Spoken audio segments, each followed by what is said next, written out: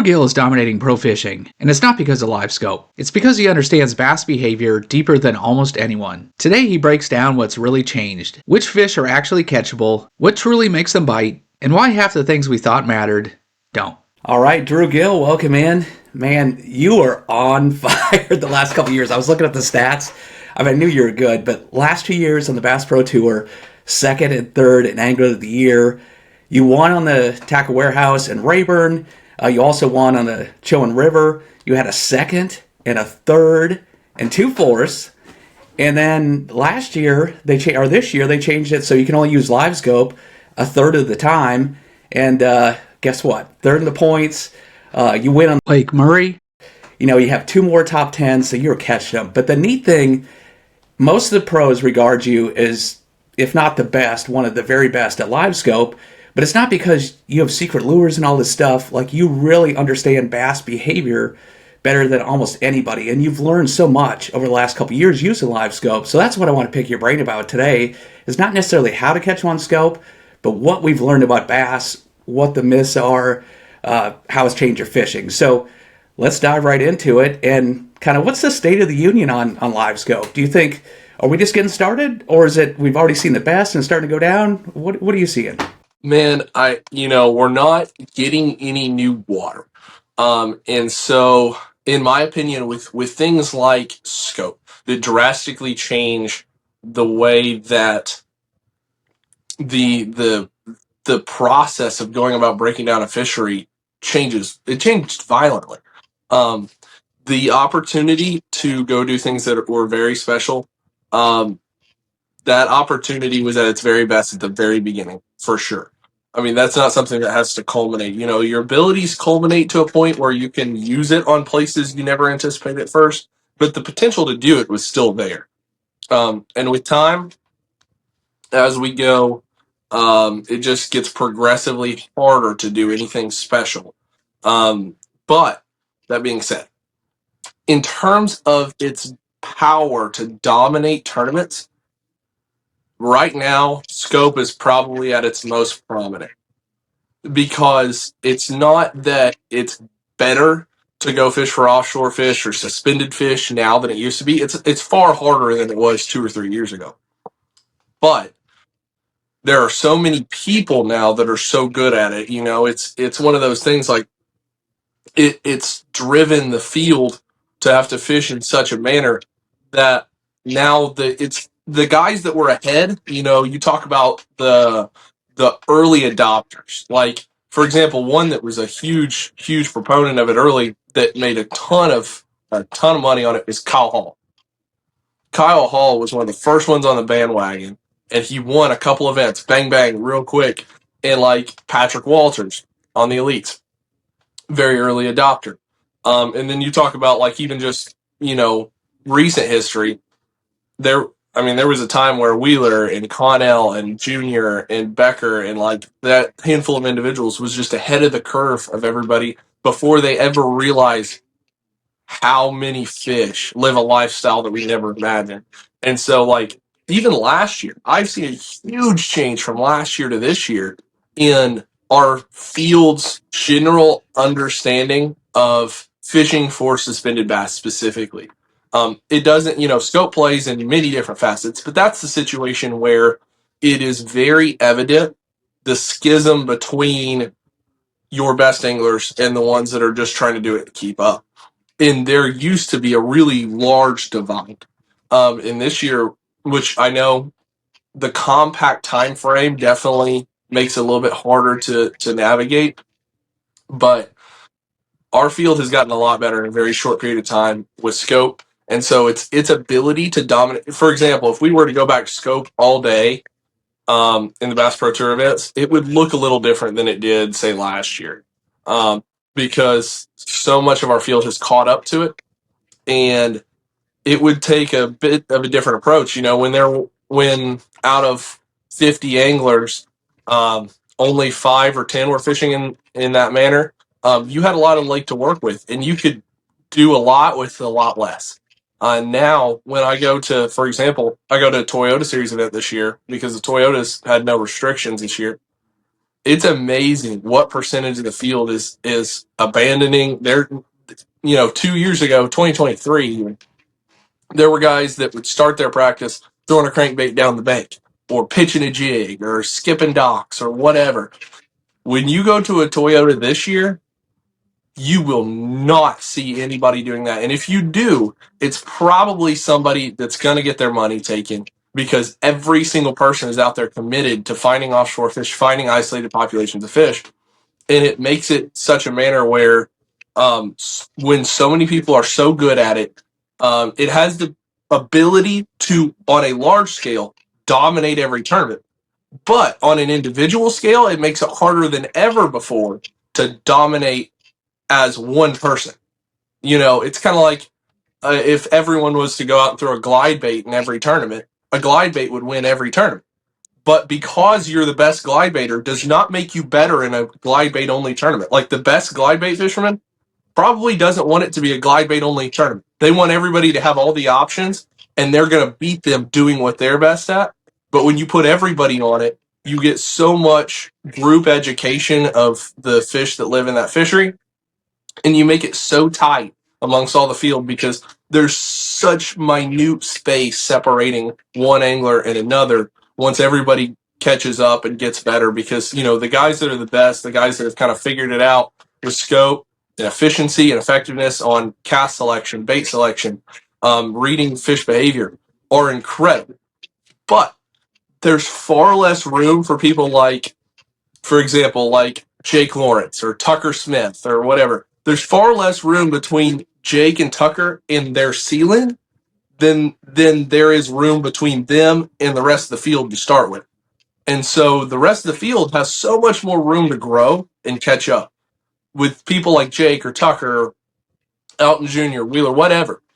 The amount of improvement that they can see on their ability has become rather minimal, which means that the minute things and the execution percentage and like landing ratio, that matters more now than ever. Because 2 years ago, I remember I could go out there and there were tournaments where I knew if I could make it to the first place I wanted to go, 2 days in a row, I was going to make the top 10.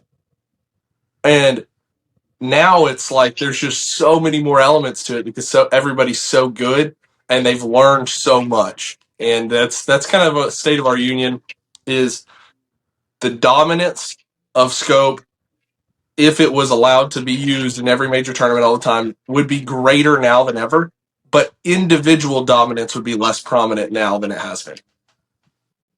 And we'll dive into some more scope-specific stuff in a second, but I'm curious, and we've already teased it, bass behavior. Like you've learned, it's catching. I think what you've figured out, it's not figuring out the top lure and stuff, but understanding what they're doing and stuff. What are some of the biggest things over the last couple of years, like the biggest myths you busted and the biggest things you're like, holy cow, I never knew they did this?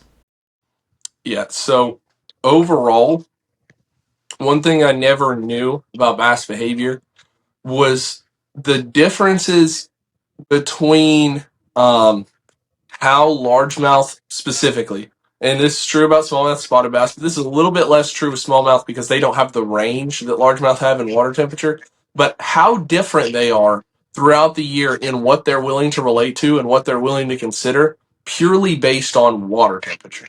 Like water temperature, I thought was just like a pace of retrieve thing. I can throw the same thing always, but I've got to fish it at a different rate of speed depending on the water temperature. That's absolutely false. And I thought it was like, really cold water. Yeah, they're lethargic, whatever. That kind of mid range of 50 to 70, 75 degrees was when, that's when they're all active. And then past that, they're lethargic again. Bass get more and more curious and more aggressive with increasing water temperature. If it's 92 degrees, those suckers are as wired as they're going to get. But that's also when they're as smart as they're going to get. And that's one thing I never knew there was such a big impact on, is noticing the differences in bass intelligence levels based on water temperature. Because you can go to a clean body of water, and anybody that fishes a clean reservoir, highland lake, knows exactly what I'm talking about. When it is cold, they forget everything. They continue to bite. they're dumb, they're willing to consider your bait close to the boat. You go to that same lake in July and that water's 1,000 degrees and it's still clean and full sun, and you cannot generate a bite. Like, for example, one we go to, second event of the year next year, is Lake Hartwell. Lake Hartwell is one of the most drastic changes from cold water to warm water, because in the winter it can be absolutely incredible. You can go out there and catch 40, 50, 60 of them in a day. It takes 18, 19, 20, 21 pounds to do well in local tournaments. You get to the middle of the summer when they get smart, weights plummet. You go from having to throw it 3 fish to get a bite to having to throw it 40 of them to get a bite. And like, it's incredible what role clean water plays and water temperature plays in fish education and fish becoming more intelligent. And that's something that I growing up, before we had scope, I always liked fishing clean water fisheries, because I knew at least I wouldn't have to put my bait directly on one to get him to come to it. I didn't have to get nearly as close or as accurate with my cast. But with time, I've kind of discovered it doesn't really matter how many fish are there, if they're incredibly intelligent. And it's amazing. Like, obviously, we knew that clean water would allow fish to be a little bit more intelligent. But I don't know that we ever kind of attributed the hot water to intelligence the way that you can kind of see it play out now. But it's crazy how different bass are, not based off of just like a linear more pressure equals smarter fish parallel line situation, but how different they are in intelligence levels and education levels based on time of year. And that's been the biggest thing that I think I've learned from scope and using it aggressively, is just how much fish change because they're cold-blooded based on their water temperature and how that interacts with water clarity. It's pretty incredible. Yeah, and I guess that explains, we had the Alabama rig that came out. It was a phenom. That first year we thought, well, this is it. That's all you're going to throw, 365. And all of a sudden after 2 years, everybody's like, this works in the cold. But we could never figure out why I need 6-pound test, thin fluorocarbon in the summer, but in the winter I can throw 5 wires, and they still eat it. And I guess that kind of that kind of explains it. It definitely is very different, but it's a kind of about catchability, not necessarily about how easy a fish is to catch, but whether he's catchable at all. Like in the wintertime, for example, probably the hardest time of year to get a bass motivated to inspect your bait. However, percentage-wise, when you make the right approach with the right bait, it's probably the highest percentage bite ratio time of the year. Versus in the summer, definitely the easiest time of year to get a bass to inspect your bait or be curious. But your bite ratio is arguably worse than it is any other time. And so, like, that's the big thing, is like not defining a line that separates catchability from just an interested bass is really one of the hardest things to do with scope, is identifying what makes a bass catchable. Because, a few years ago, this wasn't really a conversation that I had. It was every bass was catchable. I just have to figure out what to throw at. Now, there are objectively uncatchable bass with the tackle that we have available to us now. Not saying there's not baits that'll come out that'll fix certain problems, but there are objectively places where bass are purely uncatchable at a certain time, based on the way they set up, based on the fishery, based on the fishing pressure. And like, being able to define what bass is a catchable fish and which one is absolutely not is kind of where the cream rises to the top, in my opinion, with scope usage now. Because let's put it this way. It's not just about being right or wrong in a base sense. Because if you're fishing for, let's say I go out and fish for 300 fish in a day, and you go fish for 300 fish in a day, and 92% of that 300 fish that you look at are catchable fish, and 8% are uncatchable fish. And I choose to fish for 70% catchable fish, and 30% uncatchable fish. What that is that's not fish, that's time. 70% of my time that I was actively fishing in that span was effective. And that's kind of a rough estimate because it's based on where the fish are and how long you spend fishing a productive area with no fish around, whatever. But it really, what that comes down to is wasted time. It's all about that efficiency factor. And when you talk about not identifying that accurately or fast enough in a tournament, that makes such a big difference. Because if I'm fishing for, let's talk about a 3-day, 4-day tournament. I fish for 70-30 3 days in a row. You fish for 92-8 3 days in a row. You are gaining 22% a day on me of that population, which means by the end you've gained 66% of the fish on top of my fish, meaning essentially you have added almost an entire one of my days on top of your days in that same span of time. And so if it's 3 days, you have gained 66% more opportunities than I have, which is, at 70%, I've generated those opportunities over 3 days. Now you've added another one of my days on top of the 3 days that you had. And that is an unsurmountable hill, especially when somebody does that to you every single tournament for a span of a season. It separates, us mere mortals from people like, for example, like Bank Shaw, who went out on the Invitationals Toyota Series events this year and top 10 almost every single tournament he fished all year long. And when I say almost, I think maybe one Toyota Invitational he didn't. And he did on every single Invitational, including the championship, and won one of them. Like, that's part of the art of using scope, is not knowing how to approach fish or when to approach them. Just as much of it is understanding, without having to actively fish for them for an extended period of time, when a bass is absolutely not catchable. And what are a few of the tells for somebody using it? I mean, obviously, if you cast in, the thing runs off the screen, but obviously you're talking at a way higher level. Is there a tell right away that's like, yeah, not happening? So one identifying factor that is going to put a bass in the potentially not catchable category for me is, where is he in the water column?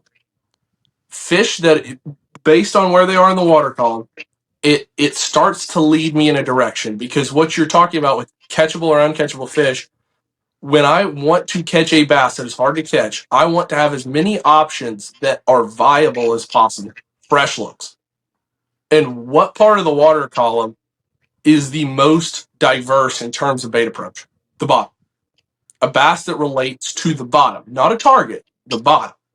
Because then you can use approaches that are drag and lift and snap approaches that relate to the bottom, that allow a fish to feed down. But you can still throw a jerkbait, you can still throw a glide bait, you can still throw a minnow, you can still throw stuff that lead them up.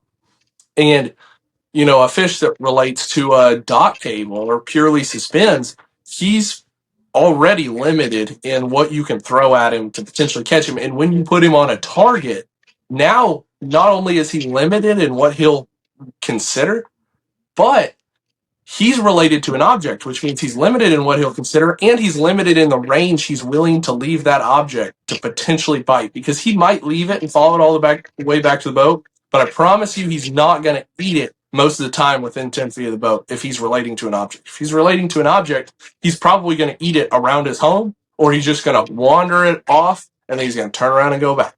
But that you saw that fish following, but that doesn't mean he was ever considering biting. He was just curious. And so for me, identifying uncatchable fish, one of the first triggers is going to be, is that fish suspended? And is he suspended on an object? Because if that fish is suspended, that's going to trigger me immediately. Go, wait a sec. Like, let's not play around here. Like, if it's bottom fish, maybe I throw my mop jig out there the first cast just to see if they'll bite it. Because if, in a 5-fish tournament, if there's a group on the bottom and I'm throwing something big initially, it's going to cause smaller fish to hesitate long enough that a big one might pick it up. Whatever. But if they're suspended on object, I'm going to lean on something very likely on my first cast, because I know that my opportunity to make a second productive cast is not going to be nearly as likely, because fish on the bottom have a tendency to want to stay where they live. Fish that are suspended are willing to be mobile. Doesn't mean they're willing to bite, but they're willing to be mobile, which means you're going to end up pulling a fish or a group of fish in a certain direction, pulling them off their object, pulling them to the boat, and then the whole jig is. So identifying what fish are catchable based on the water column, because the other thing is when they get high enough suspended, if they're within that first 4 or 5 feet of the water column, those might be the most catchable fish in the lake, because those fish are really aggressive, generally extremely. If they're within 4 or 5 feet of the surface, suspended over X amount of water, those fish are in the mode where they're actively looking. They are looking for something to eat. That's an opportunity that's wide open. But identifying fish, suspending, generally using that middle part of the water column, lends me to think they might be uncatchable. High water clarity already has my mind in that mode if I'm on a lake that has generally very clean water. Fishing, if I know what the fishing pressure factor is on that lake, if it's intense, again, it's going to lend me to thinking they're uncatchable. And one of my big things is that in this same scenario, especially with increased water temperature, generally speaking, I think largemouth takes some of these situations a little bit worse.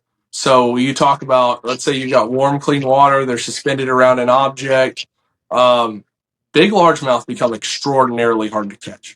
The 4-pounder that's suspended 15 feet above the bottom in 30 feet of water, and he's on the top of a brush pile in clean water, surrounded by 20 of his best friends, like that sucker is going to be hard to catch. And the catchable uncatchable factor really plays a big role. The more fish you have in a fishery, because that's just more opportunities that you have in a day's time, which you'd think that would make less of a factor, but it actually means more, because somebody will spend their time around more catchable fish than you if there's a large sample set of opportunities. Versus if I'm on a lake like Eufaula, Oklahoma, where I'm only going to find 12 fish a day, I don't care how catchable or uncatchable he is. Granted, the factors in play would lend me to believe he's catchable most of the time, but I'm going to lock in. I'm going to try to catch that fish regardless. But especially when it's every fish counts on a place with a ton of fish, you don't have time to waste on uncatchable fish. So suspended, increasing water temperature, increasing clarity, increasing fishing pressure, like a lot of the factors that you think would lend to that, definitely lend to that. But cover adjacents is definitely something that can lend to that problem. I think that's one of the biggest things is where are they at in the water column, and do they use an object or not? Because if they use an object, most of the time you're not just limited in bait selection, you're limited in what part of the water, the actual geography of the lake, what part you can catch it in. And generally that's 15, 20 foot band that they're willing to actively bite in. So I think those are two quick tells. Yeah, that's interesting too, because most people when they think of scope, what everybody thinks about is suspended fish, the floaters, and those are the first ones they go for. And it's interesting you're saying those are the hardest. But getting into like retrieves themselves, classically before we had scope, it was you could dead stick, you could shake something, you could hop it, you could stroke it, you could reel it high, you could do stop and go, you could deflect it off cover. You kind of had those things, and you just made a mental map of what you're kind of doing based on seeing all these fish's reaction. What would you say is the one type of retrieve that in the past you always did and actually it just doesn't really trigger them, and what's one that if I had known this, like you would have done this all the time? That's the OP or the goat move. So in my opinion, one thing that was severely undersung was how often bass feed up, and the fact that bass categorize baits based on what they think they are. Meaning, you talk about a worm or a fuzzy bait, those baits don't have rules. They could potentially eat them up, they could potentially eat them down, because they don't identify it as anything they've ever seen.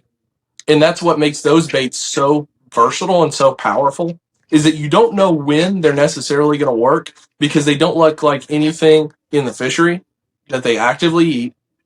Versus you talk about a jerkbait, you talk about a minnow, you talk about a swim bait. There is one thing that is true with all those baits. They want them to stay above them at all times, never get below the fish. And they want that bait to be flat or rising on a path. If it drops, they're not interested. Versus a worm, dude, I can throw that sucker out there. I can hop it around. I can drop it. They'll follow it down. I can lift it. They'll follow it up, and they'll stay interested. But with any sort of bait fish imitator, you have to make it follow the rules of bait fish, which is flat movement or a slow rise, and that thing's never going to choose to get below a bass. And so when a bass is following the bait like a minnow, if it ever drops below his chin and he bites it, you're just fishing for the dumbest fish imaginable, because the intelligent ones never bite in that manner. So one of the biggest things I think we learned that I don't think we paid as much attention to, and granted, we fished in the manner we had to fish. We had theories that other things might be going on, but we used what the most advantageous way of repeating an opportunity was, which was using the bottom often, because you can repeat the bottom. You know when you're on the bottom, and you can keep a bait there because the bottom's that plane for you to use that allows you to repeat your opportunity. If I throw a minnow out there and I shake it around blind, I can be consistent if I practice it a lot, but I promise you I'm not 100% effective at keeping that bait on the same plane every time. If I throw a Carolina rig out there and I let it get to the bottom and I drag it all the way back, I promise you I can be 100% effective at repeating that opportunity every single time. I can make that same cast over and over because I'm using that plane to control my retrieve. The open water column does not control my retrieve at all. So that's my little bit of caveat there, is maybe we didn't know that wasn't the right way to approach shad retrieve baits. But like, for example, back in the day, I remember throwing a ball head swim bait out there and I'd wind it, and then occasionally I'd just kill it, give them an opportunity to eat it, and then I'd wind it in. That was the absolute worst thing you could do. If you were throwing a ball head and winding it and you could kill it and drop it down and they bit it on that, you should have been throwing a jig or something. You should not have been throwing a swim bait. And so like that's something that, again, can't necessarily say we didn't know, but we had no way of proving effectively because we couldn't repeat the opportunity enough to make that hold true, because we never knew whether our bait was technically above a bass or below it. So that's one thing that's definitely been true about like how they behave underwater and how they feed, that I've learned and has been a very big deal. So that's really the biggest one with bass behavior in relation to baits and techniques that I've learned. And then, so the rules have changed. Most of the tours, like yours, the Bass Pro Tour, 1/3 of the day, one period you get to use it, 2/3 you don't. If you fish the Tackle Warehouse Invitationals, it's one day use it, one day you can't. How is so the times that you can't use it now? How has your fishing changed? What have you learned at scope that you're applying now when you have it off? Yeah, so there are definitely universal rules, just like bass feeding up on bait fish imitating bait, just like the fact that fish that relate to a piece of cover want to feed around that piece of cover. They don't prefer to go 40 feet to attack bait. And understanding geez, boat positioning and approach has changed a lot of how I fish when I don't have scope. Because if I can, and I'm a big, this is one of my big things, is intentionality.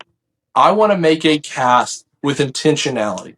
That could mean I'm actively using scope, making a cast directly in front of a bass and trying to, do my best orchestra conductor movement and trying to make the perfect cast, the perfect approach, create a follow that's got a lot of curiosity, and take that curiosity and turn it into a bite. It's a very active manipulation of trying to make a fish bite. And when I'm not using scope, intentionality looks like, okay, I have all these factors that I've established, meaning watercolor that I want, depth water that I want. Generally, when you don't have scope to fish with intentionality, you have to have an object. That's one of the big things, is like you have to have something for them to relate to. Otherwise, they can use whatever they want to, and every cast is equal. But have an object and have a high percentage presentation. Not just a presentation that appeals to the cover, a presentation that appeals to the bass.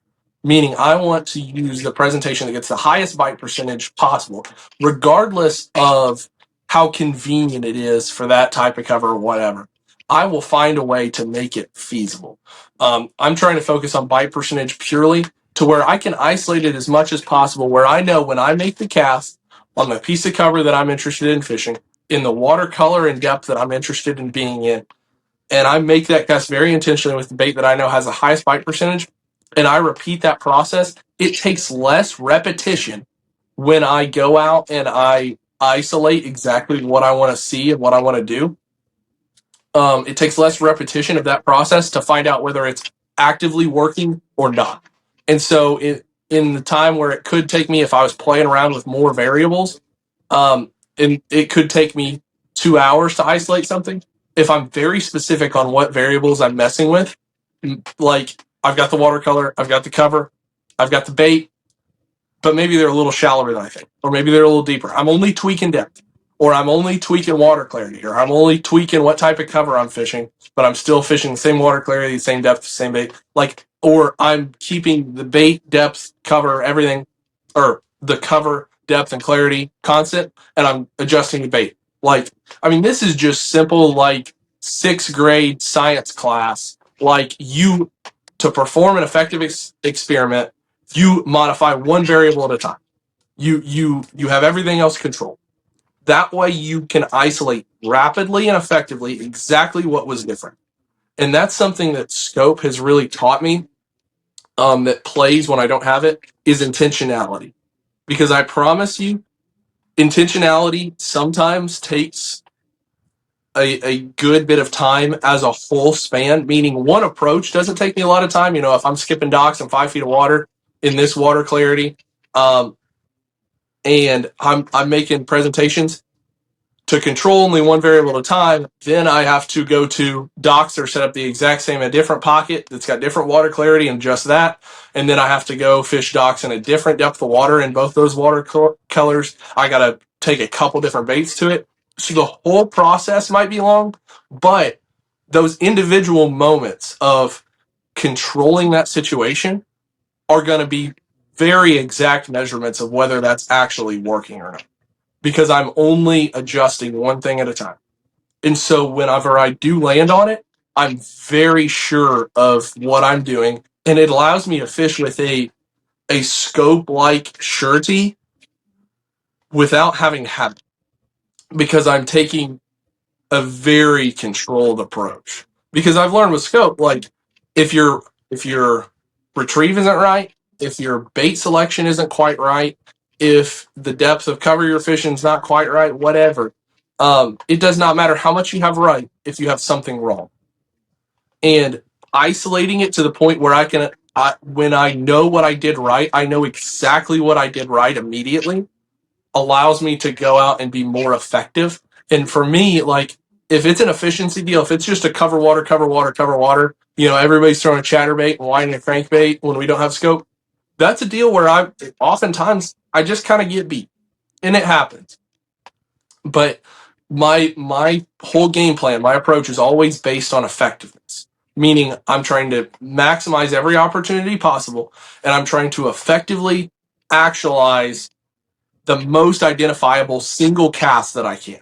I want to make as many hyper productive single casts in a day as possible, not just make a bunch of casts. I want to make, if the most hyper productive single cast I can make is only 9 casts in a day, I'll take those 9 hyper productive single casts over making 140 casts that I just made to keep a line wet.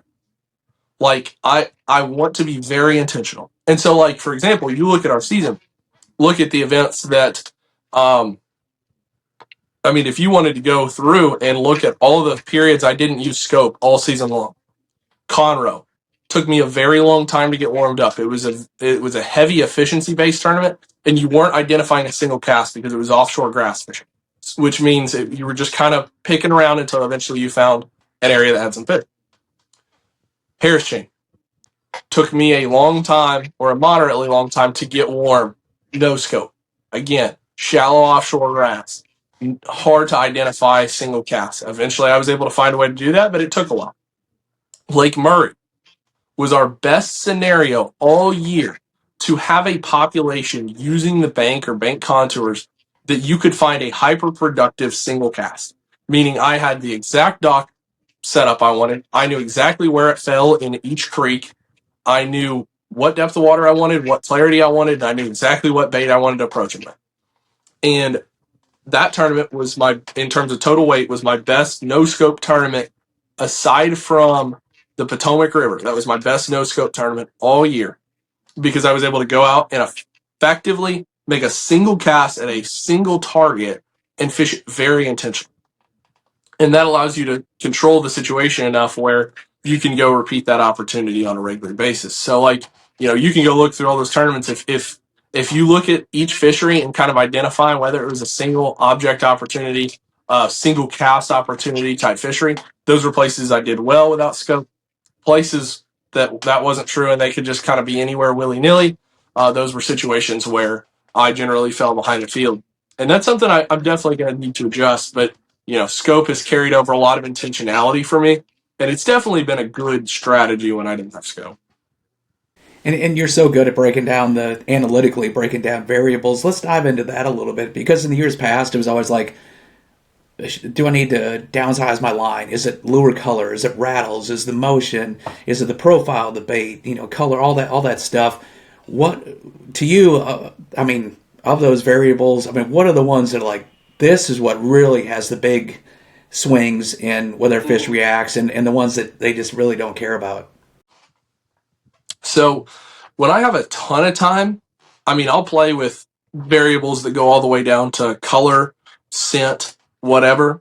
But overall, what drives a bass is going to be something that fish identifies before it ever gets close enough to inspect color or shade or smell. It is action and plane. What part of the water column are you using, and how repeatable is that approach? Meaning, like, am I throwing a bait that I'm like a spy bait, for example, where it's starting as deep as it's going to be and it's only going to track slightly shallower the whole path back? Or is it a jerk bait where it could be inconsistent? I could snap it up, snap it to the side, kind of be all around. Is it a top water where the plane is literally fixed? And like understanding plane and understanding the role that action plays, meaning how wide does that bait get from, because with any bait that's erratic, there is a true line. There's that direct angle from you to the point where that cast started. And with the exception of the very rare instance of like a really wild wiggle wart or something, that bait has a true path, regardless of how much it hunts or gets wide, gets out of line. And so understanding what situation do I want a bait that gets this far off its line? What situation do I want a bait that never gets off its line? Because action is not just the bait's individual movement, it's also the bait's path. For example, in the winter, those big jerk baits play a lot in very cold, dirty water. And my main reasoning for that is that those bigger jerk baits, you talk about Scope Stick 120, the Kanata, the OSP one, all those really big jerk baits, they don't get off their line. They still, you pop them and they'll still snap and roll a little bit, but they don't deviate from their course like a smaller jerkbait does. And so that fish never has to change his body positioning to focus on the bait. He can stay square. And even though that bait does a little shimmy, a little roll and flash, it's not too aggressive, and it doesn't make that fish, like, if you watch in super clean water, anybody that's ever gone and fished for smallmouth up shallow with a jerkbait, and you snap that sucker and it goes one direction or another, that fish changes its body positioning to follow your bait when he's on it hot. When that fish is considering biting, it turns every time your bait snaps. And when the water's very cold, they just don't want to have to do that. If your bait does that, they're far less likely to bite it because of how much they have to change their body position. And so throwing a big jerkbait that doesn't, get off its course, even though it has a similar action to a small jerkbait, its path is not the same. That's something that you can learn from like the swim baiters out west. Like they were always really big on how wide they want that bait to get from its path and whether you just wind it or whether you chop it. Like that bait looks similar to a bass with every one of those movements, but the path is different depending on whether you're throwing a S waiver style where you're going to throw it out there and you're just going to kind of wind it back, or a slide swimmer, or you're throwing like a really choppy line, like trick shad or clutch boss, whatever, and you're just getting super sharp with it.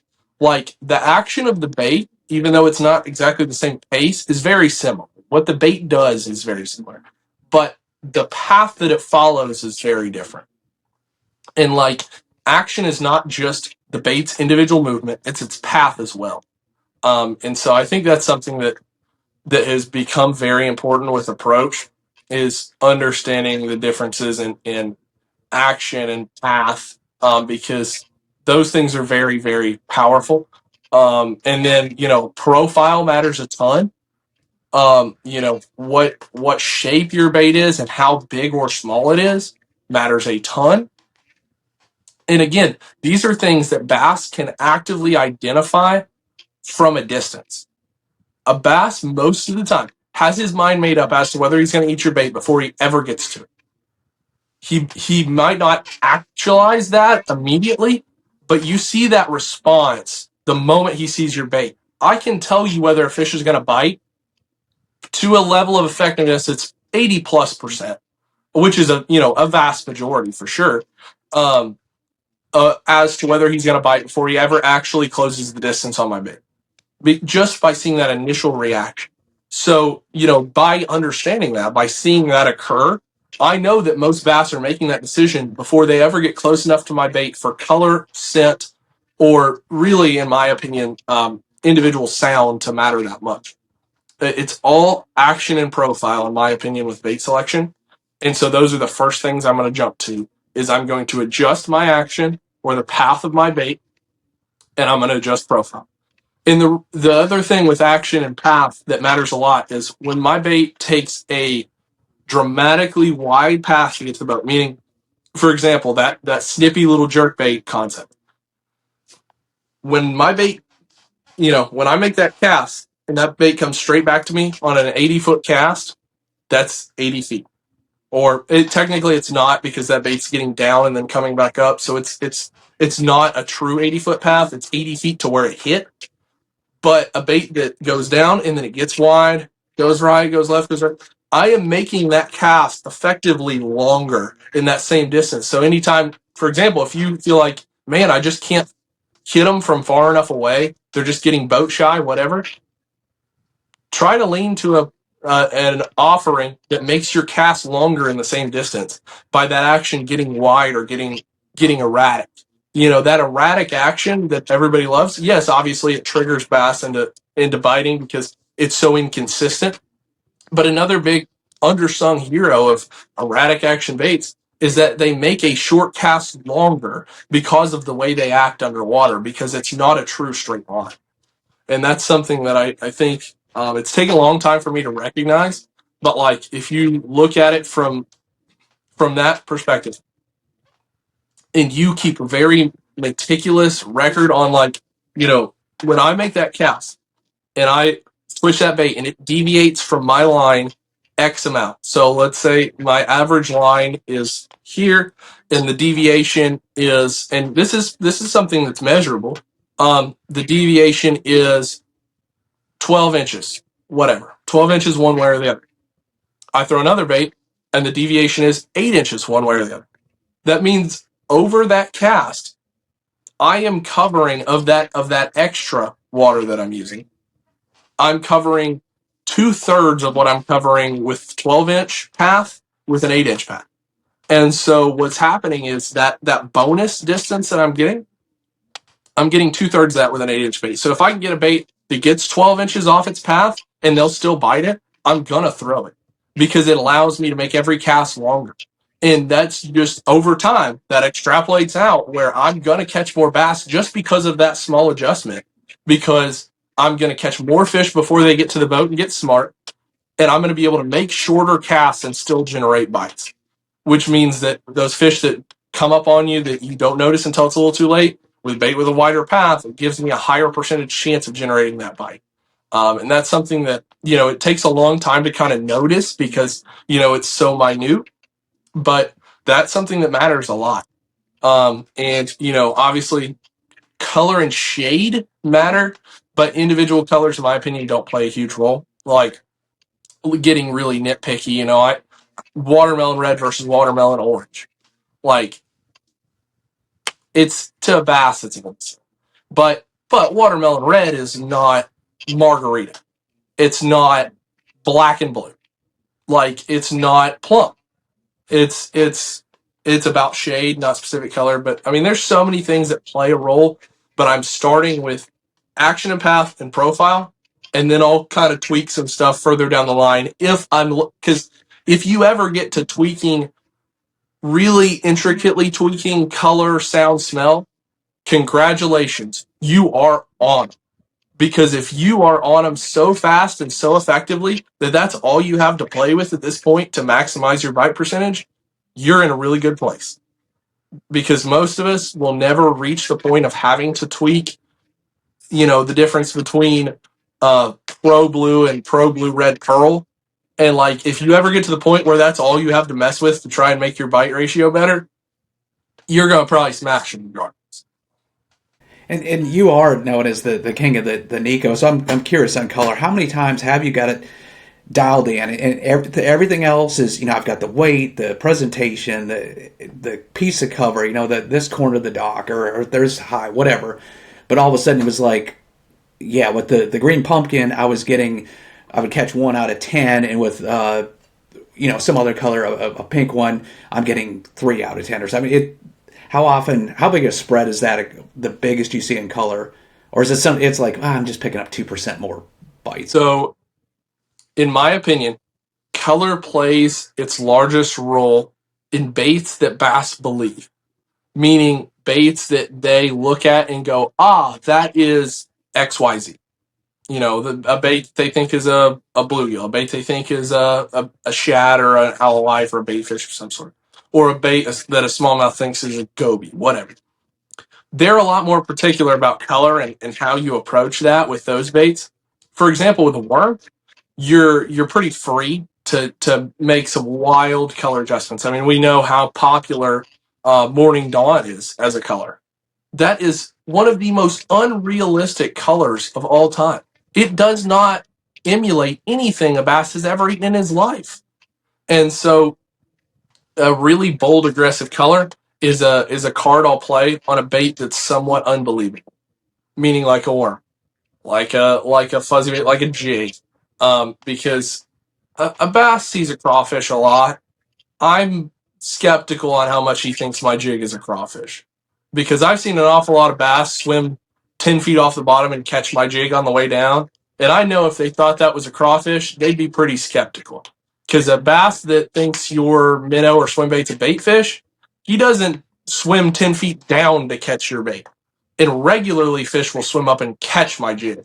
So I'm skeptical as to how much they think that's a crawfish. So like with a bait like a jig, I'll do some crazy stuff. I mean, you can throw straight white. You can throw something with a lot of flake in it. Or you can throw like sometimes I just like a big dark silhouette, like throwing a full size 5-inch fighting frog on the back of a jig and it's just straight black. But like when a good rule of thumb is with baits that are believable, stay a little bit more true to form.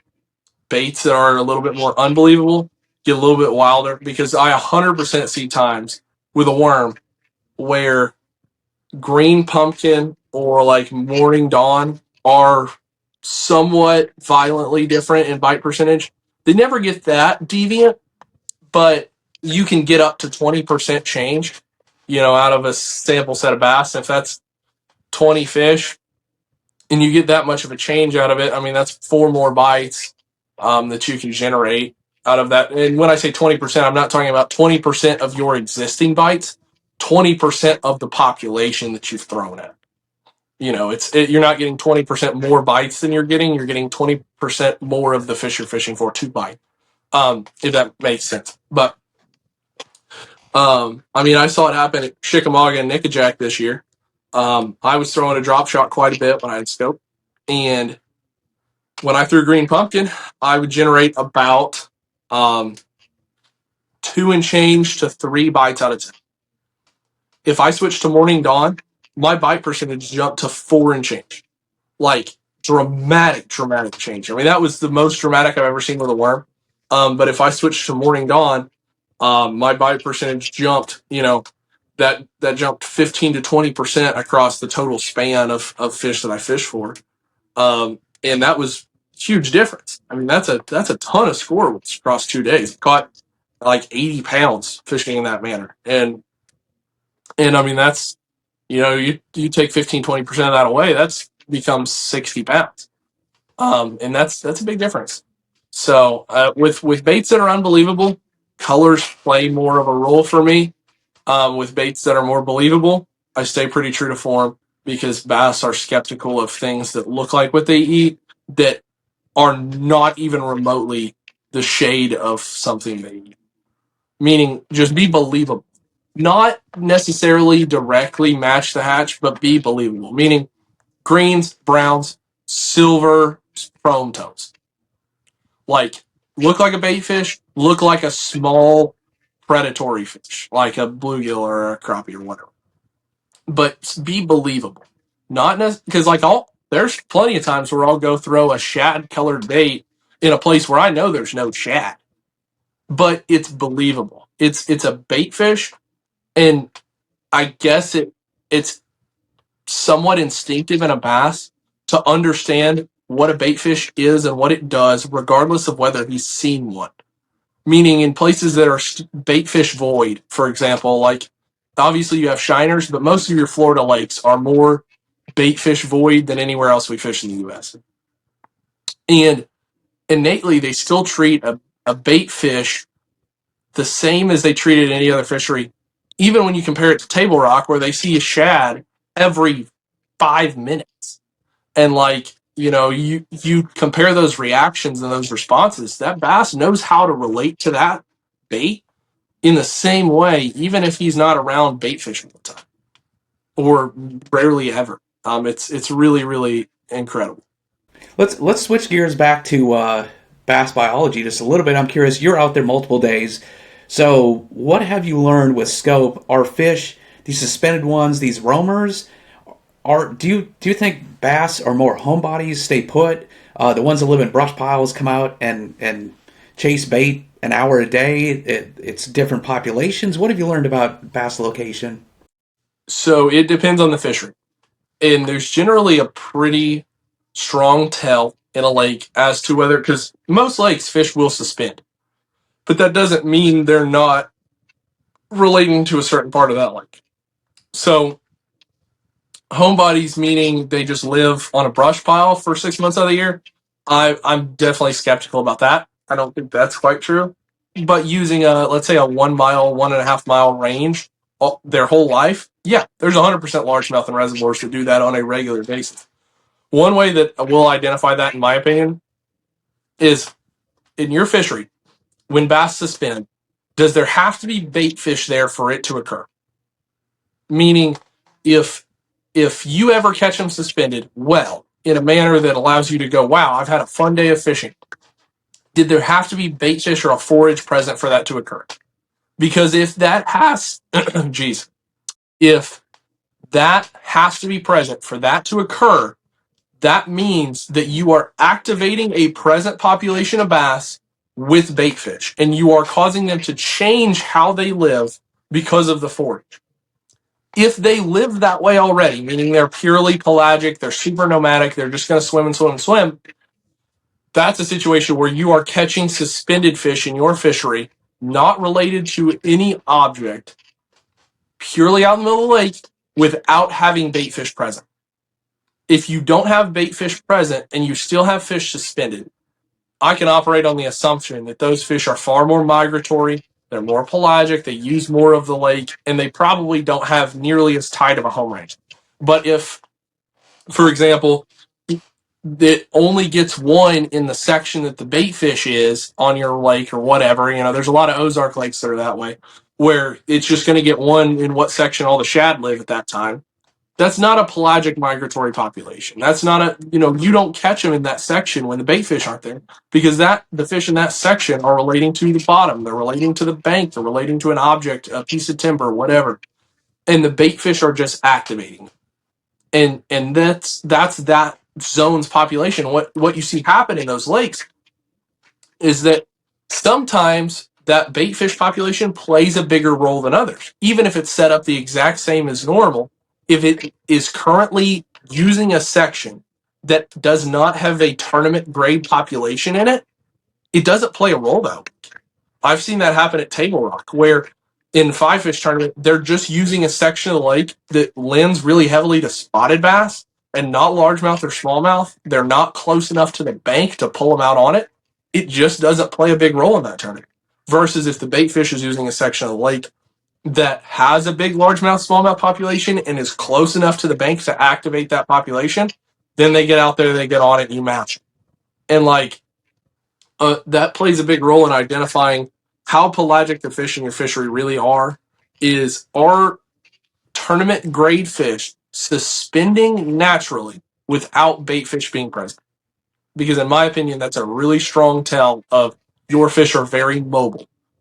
But if you have to have a bait fish presence to get a tournament grade fish to suspend, and not just suspend, but swim around, actively move, that tells you there's probably a pretty strong correlation there for sure.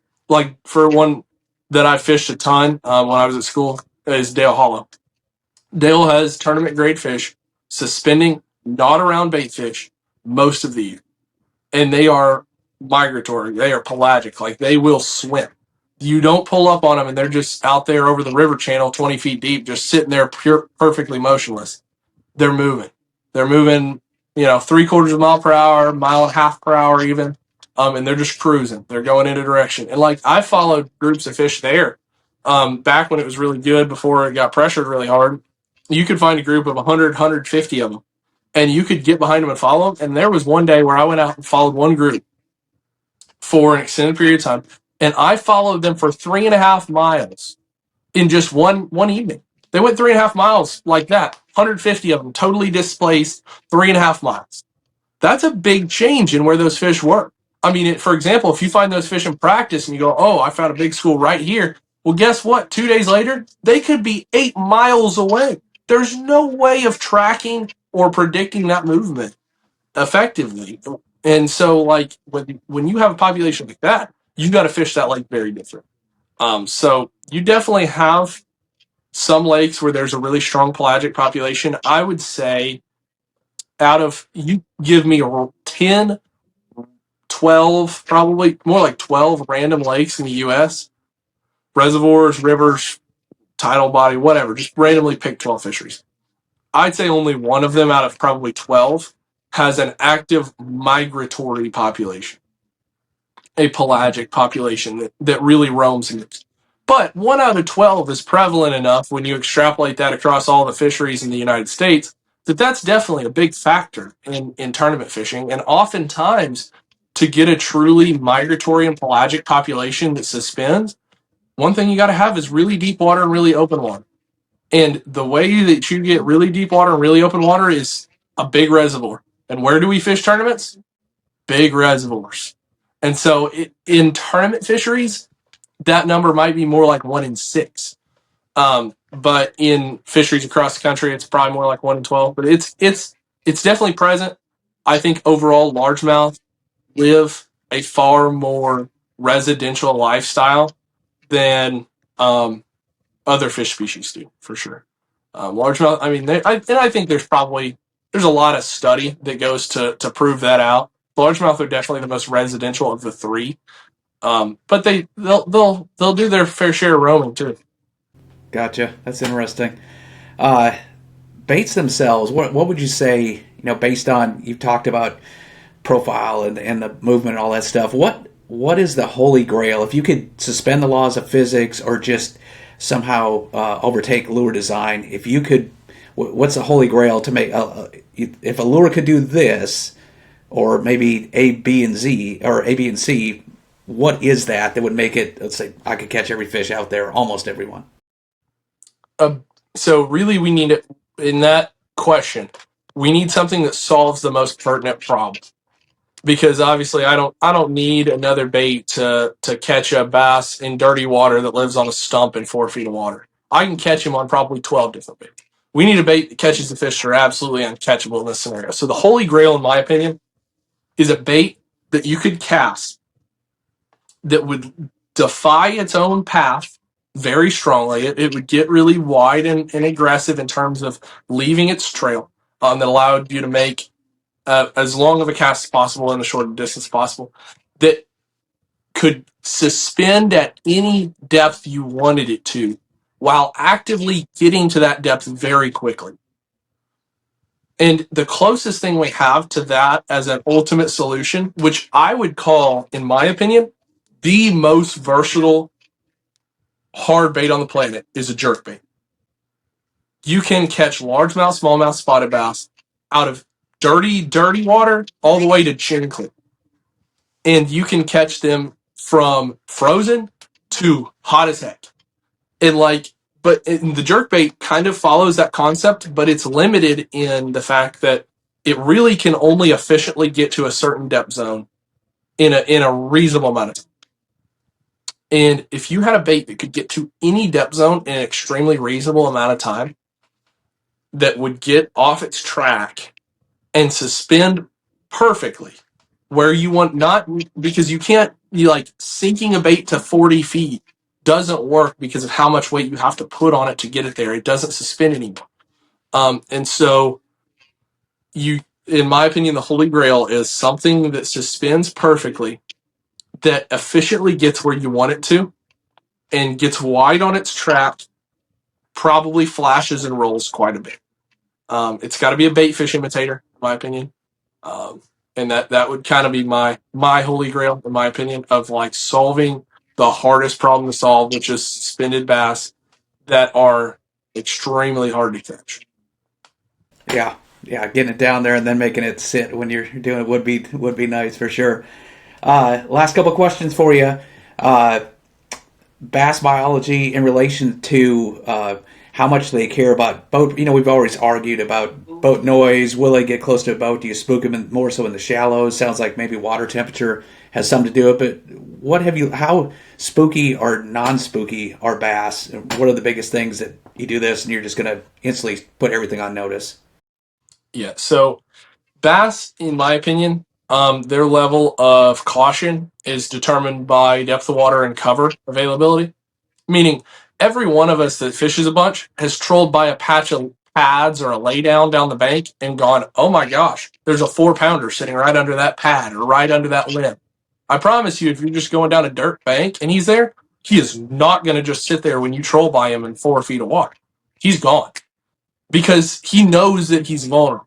A bass knows how vulnerable it is in relation to what cover it's around. So cover plays a big role up shallow, because if cover's present, they're still somewhat comfortable.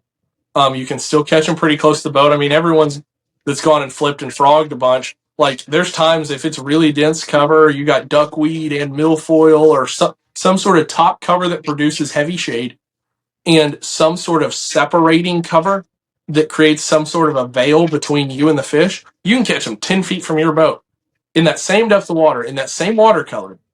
If there is no cover present, you will never catch that bass. So he knows how vulnerable it is. And depth of water obviously plays a huge role. So in terms of caution versus curiosity, a bass is naturally more curious than he is cautious. So when a fish sees your boat, if it feels comfortable, it's probably going to come inspect it. Meaning if it's in enough water that it feels like it can get away from you if it needs to, it's going to come look at you. You see that happen with suspended fish, off the bank fish, offshore fish. Getting your boat near them is not, oh no, I spooked the school. It's, oh no, I brought all of them to me and now I got to back up for 100 yards to get them to break off me and not care about my boat anymore. And sometimes it takes that. Sometimes it takes more distance. There's been times where I have literally back trolled for nearly a quarter of a mile to get a suspended group of fish to get off my boat, because most time when they're the biggest thing with presentations and boat awareness is trying not to associate your bait with the boat, meaning not have it on a track that it leads directly to you at a distance where they're concerned about your presence. Meaning that distance is different in every fishery. In a very dirty fishery, that distance might be it's generally going to be within 20 feet. In a mildly stained clear one, that's within 40. In a very clear body of water, that's anything within 60. Not associating the plane of your bait with your boat within the distance that they're concerned about its presence.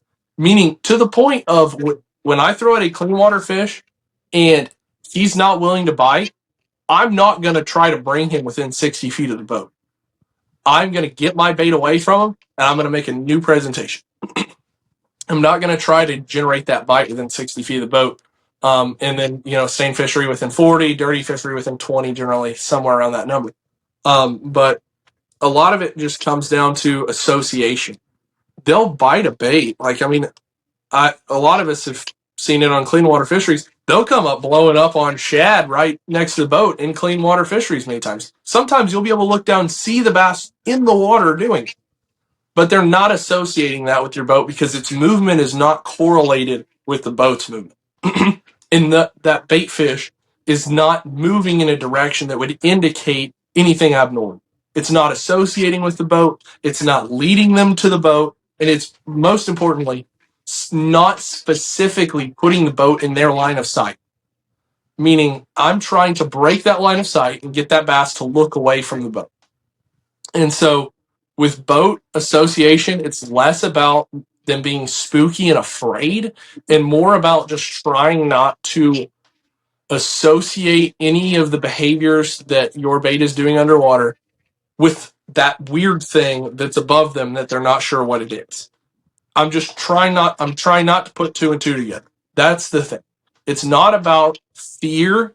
They're not generally afraid unless it's very shallow water where they have no cover.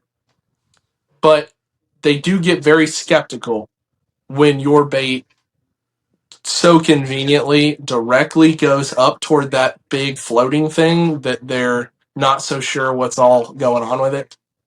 So in terms of boat and boat pressure, in my opinion, it's about association, not fear. But the end result's the same if you do it wrong, which is you're gonna just educate the fish to your boat and your presence, and they're never gonna give you any opportunity to catch them. Gotcha. Good stuff there. I got one more burning question I have to get from the LiveScope master so we can catch some more fish. But before we get to that last question, if people want to follow along and get more fishing tips from Drew Gill, where are you at on social media these days? Yeah. So I am on Drew Gill Fishing on every single channel that I'm on: Instagram, Facebook, X, YouTube, whatever it is.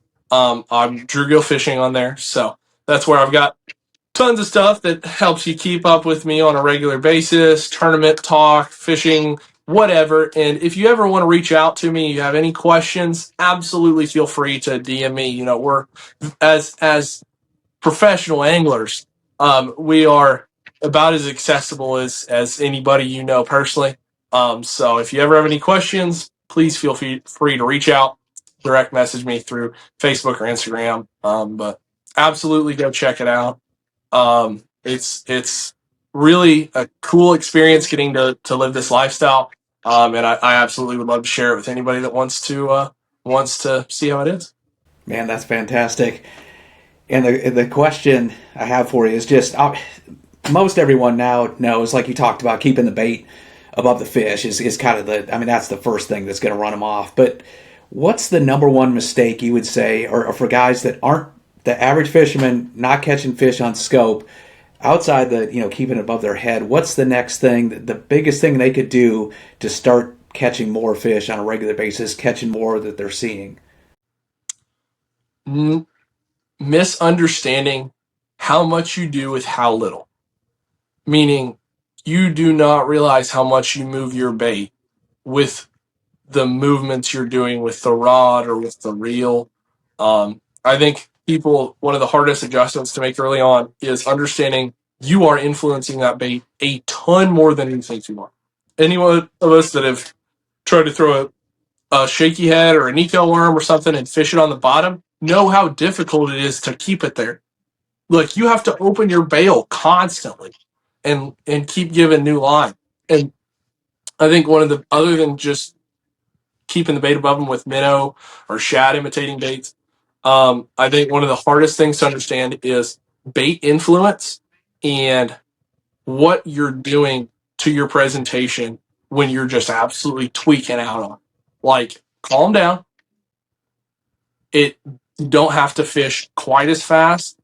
Make an effective presentation and be deliberate, and make sure that none of those movements are too dramatic, because, every one of those crazy movements that you make could potentially be a reset. All the progress you made at generating curiosity, driving that fish to the point where it might bite, you can totally reset all of that with one terrible movement of, every time I barely hop my jig, he gets closer and closer and closer. And then one time I reel it up too much, it moves 8 feet, and now he's going to get all the way back up to it, and you start the process over again. So be really cognizant of your bait, movement, and presentation, and be extremely deliberate with it. Open your bail a lot, click your spool open on your casting reel a lot, reconnect with that presentation.